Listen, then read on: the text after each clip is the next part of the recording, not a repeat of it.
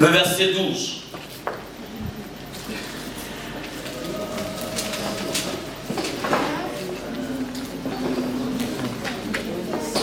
Tu vas dire à quelqu'un ce matin, tu ne peux plus vivre sans compter. Tu ne peux plus vivre sans compter. Tu ne peux plus vivre sans calcul. Dis-le à quelqu'un ce matin, tu ne peux plus vivre sans compter. Tu ne peux plus vivre sans compter. Même si tu es nul, tu ne peux plus vivre sans compter. On m'a dit aussi ce matin. Tu ne peux plus vivre sans compter. Bien aimé, chaque jour, la bonté de Dieu se renouvelle pour nous. Chaque jour, il y a un stock de bonté de Dieu. Si tu ne le vois pas à l'œil nu, regarde seulement. Une journée fait combien d'heures? 24 heures. C'est-à-dire, si tu n'as pas fini de faire ce que tu avais à faire dans cette journée-là, quand elle est terminée, le lendemain, le Seigneur renouvelle ton stock de 24 heures. Ton stock de 24 heures est renouvelé chaque jour. C'est pour ça que la Bible dit de racheter le temps.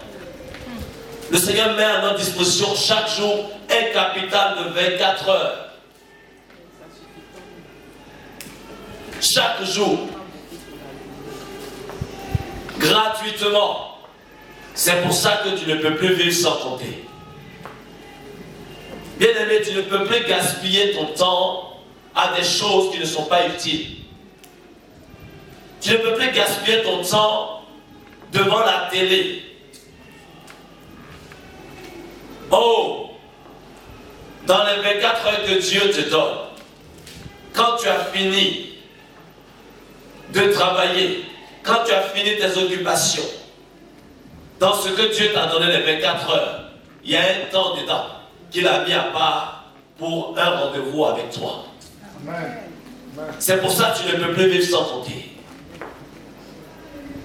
Dis à quelqu'un ce matin, tu ne peux plus vivre sans compter. Tu ne peux plus vivre sans compter. Oh, je me rappelle, quand je n'étais pas encore marié, quand j'ai 1 euro, quand j'ai 1 euro, je pense en burger. Mais depuis que je me suis marié, quand j'ai 1 euro, je pense un pack d'eau. Tu ne peux plus vivre sans compter, bien aimé.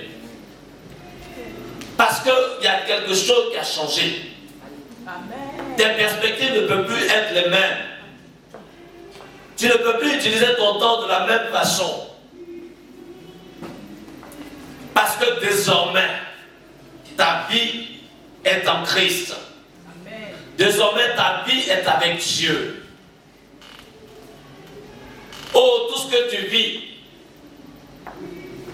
tout ce que tu dégages, doit refléter ce que tu crois. Tout ce que tu vis doit refléter ce que tu crois. Oh, souvent des personnes, tu n'as même pas besoin de leur dire que tu es chrétien. Mais quand ils t'observent, ils finissent par dire, mais tu ne fais pas les choses comme les autres. Et quand tu leur dis que tu marches avec Jésus, ils disent, oui, je comprends. Mais d'autres fois, c'est le contraire. C'est-à-dire, quand tu annonces ta couleur, je suis chrétien. Et puis ils disent, ah bon, toi aussi tu es chrétien. Parce que rien de ce que tu vis n'est en relation avec ce que tu déclares. Donc vous savez, avant il y avait les consignes pour les emballages, maintenant c'est des emballages perdus. Non seulement les emballages sont perdus, mais les emballages même aussi, ce sont des emballages factices. C'est-à-dire que ce qui est écrit dessus n'a rien à voir avec ce qui est dedans. On peut mettre par exemple sur l'emballage huile d'olive. Et tu ouvres, ce n'est ni l'huile, ce n'est ni de l'olive, mais c'est quelque chose qui n'a rien à voir. Et quand tu arrives à la maison, tu dis, ben, je me suis fait avoir. Souvent, on oublie aussi comme ça. C'est-à-dire que quand on annonce ta couleur, je suis chrétien, mais les gens nous ont tellement observés Ils disent, en toi on n'a rien trouvé de chrétien. Mais bien aimé, le Seigneur dit, le prince de ce monde vient, mais il n'a rien en moi. Oh, lorsque l'ennemi viendra pour te cribler, lorsque l'ennemi viendra pour t'attaquer, lorsque l'ennemi viendra pour s'opposer à toi, quand toi il ne retrouve rien qui ne lui appartienne. Amen. Ce matin, retour à l'envoyeur. Ce matin, toutes sortes de choses falsifiées, toutes sortes d'imitations. Parce qu'il paraît, toutes les marques que vous voyez là ne sont pas d'origine. Donc tout ce qui est imitation, à la droite même, on ne laisse plus passer ça. Donc toi, ne laisse pas passer tout ce qui ne concerne pas le Seigneur dans ta vie. Dis à quelqu'un encore, tu ne peux plus vivre sans compter.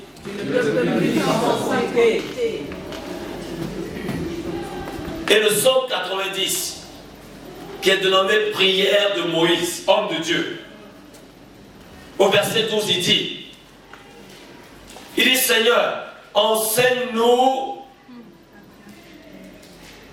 Est-ce que quelqu'un peut terminer? À bien compter nos jours. Amen.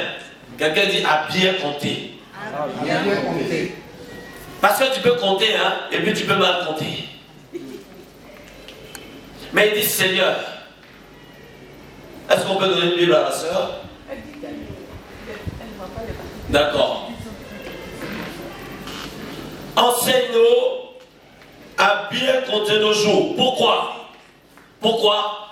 Afin que nous conduisions notre cœur avec sagesse. Amen. Oh, tu as besoin ce matin de savoir compter. Tu as besoin de savoir dans quel temps nous sommes. Ce n'est plus le temps de jouer. Ce n'est plus le temps de jouer avec le péché. Ce n'est plus le temps de jouer avec ta vie. Ce n'est plus le temps, de laisser les choses courir. Mais c'est le temps de te mettre à part pour les choses de Dieu. Amen. Et le Seigneur dit à Jérémie, si tu sais faire la part des choses entre ce qui est pire et ce qui est précieux, alors tu seras comme ma bouche. Si tu sais faire la part, ce n'est plus le moment de jouer. Ce n'est plus le moment de laisser courir. Ce n'est plus le moment de laisser les mouches mortes infecter l'huile du parfumeur. Oh, ta vie est tellement précieuse devant Dieu. Ce n'est plus le moment de laisser les petites choses s'entasser, s'accumuler. Mais c'est le moment. Il enseigne-nous à bien compter nos jours afin que nous appliquions notre cœur à ta sagesse. Nous nous conduisons avec sagesse. La sagesse, c'est quoi? C'est faire les choses selon Dieu. C'est pour ça que Salomon a prié. Il dit, Seigneur, donne-moi de la sagesse pour conduire ton peuple.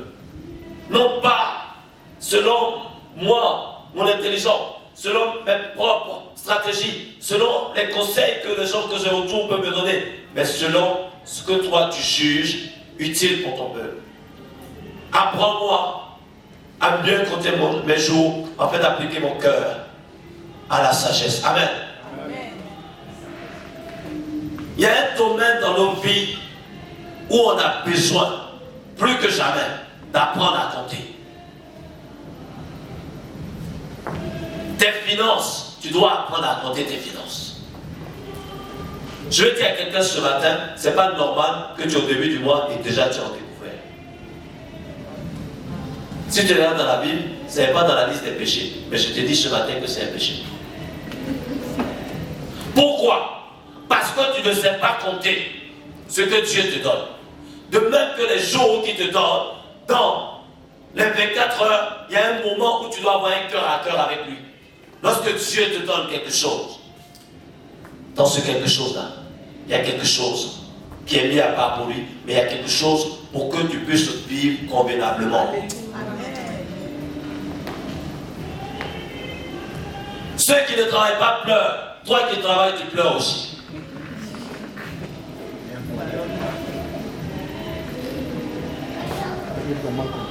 Mais le Seigneur dit, Moïse dit, apprends-nous à bien compter pour que nous conduisons nos cœurs avec sagesse. Souvent nous souffrons parce qu'il nous manque de la sagesse, du discernement. C'est pas normal, tu ne peux pas avoir des charges plus élevées que tes ressources. Tu ne peux pas. Ça peut arriver une fois de temps en temps, mais si c'est continuel, ça veut dire qu'il y a un problème quelque part. Et le Seigneur, dans sa sagesse, veut nous aider ce matin. Amen. Le Seigneur veut aider quelqu'un ce matin. Afin que tu saches faire la part des choses.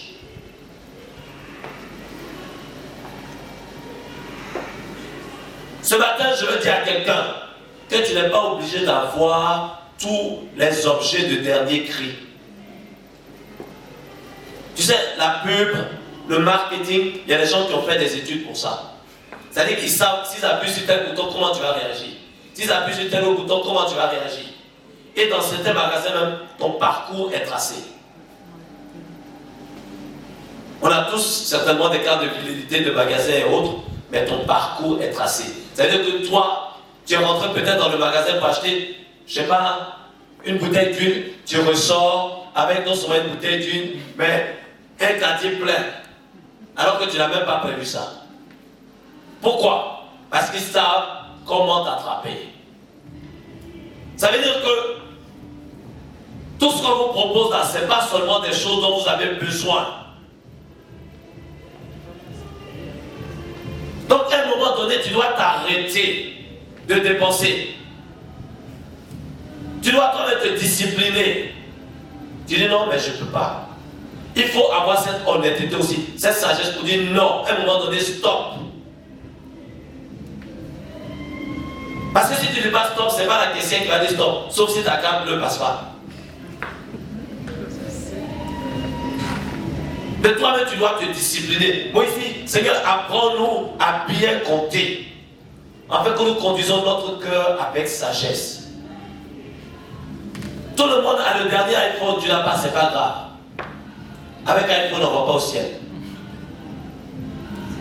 Si tu n'as pas iPhone, mais que ta relation avec Dieu est au beau fixe.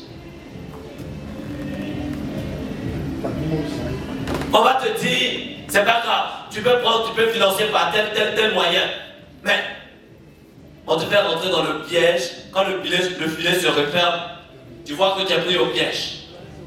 Et des fois, tu es obligé de prendre un autre crédit pour pouvoir payer ça. Mais ce matin, le Seigneur est venu pour te libérer de tout ça. Amen. Parce que ton Dieu ne veut pas que tu souffres.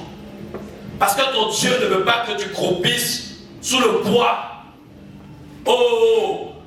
de ce que l'ennemi fait. Parce qu'il sait que si tu es sous cette charge financière,